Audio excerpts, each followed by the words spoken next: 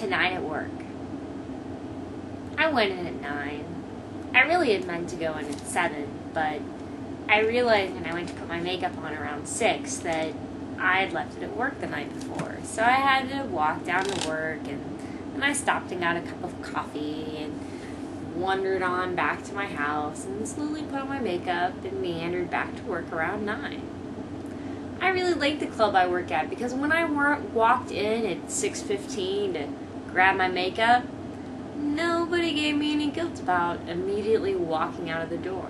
They didn't even ask me why I went in there. And that's pretty fantastic, right? So I work at 9, and like any place at a strip club on a Wednesday, you really kind of have to work a little bit to make your money.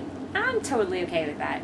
Because my job is all about kibitzing and then dancing a little on stage, and then you move them into a lap dance. It's fantastic to have conversations with people when you know it's going to end with you making money. Woohoo! Especially when their worldview so contradicts your worldview. Today I watched a TED video on the superstring theory. So it was all about how the universe is potentially made up of 10 dimensions with one time. And, essentially what it is we're just not tiny enough to pick up the tiny, tiny dimensions that exist, which are like little looping energies. And those things set the laws that defy all the laws that are the natural world, physics. So I'm a little, phew, that's fun, it's exciting. I'm excited about it. So I talked about that with a few people, and a couple people told me that, like, science proved that God exists. And you have no idea what, like, a challenge it is for me to not say a goddamn thing, just to go, oh, yeah, science doesn't prove God exists. Science doesn't talk about gods because there's no evidence. If there was some sort of evidence for a God, then there would be papers written about it. Some guy told me the other day that there was a prolific amount of fucking creationist papers, and told me that he had read many of them, and it's kind of odd to have to just let yourself go and not berate someone. Sometimes I lose it, but I try not to here in New Orleans. I did back in Kansas a little bit, but here I try to let it go as much as I can and say nothing back. It's like training for like being a goddamn nun, because I feel like I'm getting beat over the back with some sort of whip, but I've got to like not cry or move. I'm just got to be like, yes. Let's move on to another subject then, indeed. Yes, lap dancing. Yes, I'm very good at it. So, I worked all night, and around 3:30, some crackhead grabbed my purse off the stage and ran out the front door. Now, I'm lucky because I have good peripheral and I've got good like hunter skills, and so I immediately saw the guy running, looked over to my purse, saw it wasn't there, and screamed, "Get that motherfucker." I jumped off the stage, ran out the front door. The doorman kind of stopped for a sec. I said, "Get that motherfucker," and they saw it was me, and continued running. It's good when you work somewhere to get the reputation of a person who's nice, who's amicable, who's willing to tip others, because people are then willing to go a little bit out of their way, because I had not thought about, but the doorman did point out to me later, is that he could have gotten stabbed or shot over that situation. And even though I made a decent amount of money for that night, I would never want the doorman or the manager to get stabbed or shot to get a piddly amount of money back from me. But the amazing thing here, they caught the guy. They ran down a crackhead, made him empty out his pockets, and thank goodness this guy had come in and had no cash and had to put the $30 for the dance on his credit card, and so I had deja vu dollars, which is all trackable in the credit card system, yada yada.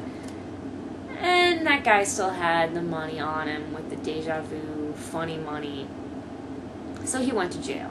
So that's fantastic.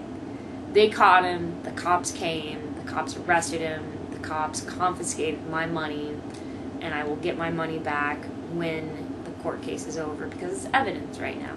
And I'm happy that it's evidence, because that means the guy's not out buying fucking crack with the money I worked all motherfucking night for.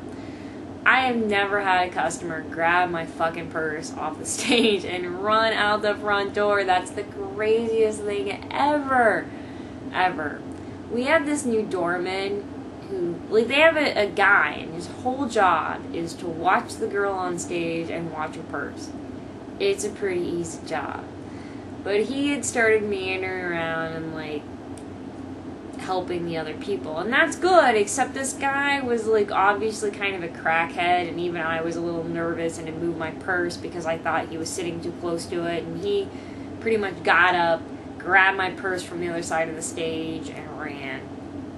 I mean, what do you do? I mean, I think I'm gonna, like, knot it around the pole from now on, motherfucker. Fucking make me more paranoid than I am. I am totally OCD. So,